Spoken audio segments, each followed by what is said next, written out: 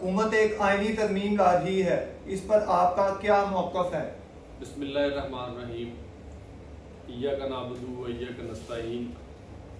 حکومت ایک آئینی ترمیم لانے کی کوشش کر رہی ہے، جس میں حکومت کا خیال یہ ہے کہ وہ کسی طریقے سے عدلیہ کو اپنے دباؤ میں لے آئے گی، جیسے کہ بیوروکریسی کو لے کر آئی ہے، اور اپنی مرضی سے ججز کے ٹرانسفر کرے گی۔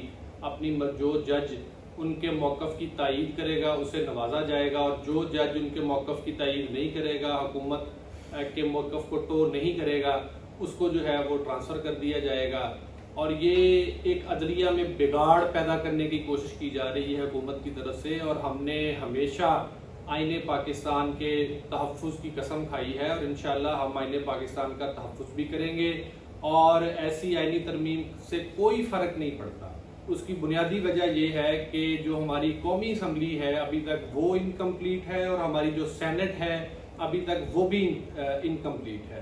سینٹ میں خیبر پختونخوا کی کسی قسم کی کوئی نمائندگی نہ ہے، اور قومی اسمبلی میں ابھی تک سپریم کورٹ کا فیصلہ آیا ہوا ہے کہ تحریک انصاف کو ان کی جو مخصوص نشستیں ہیں وہ دی جائے۔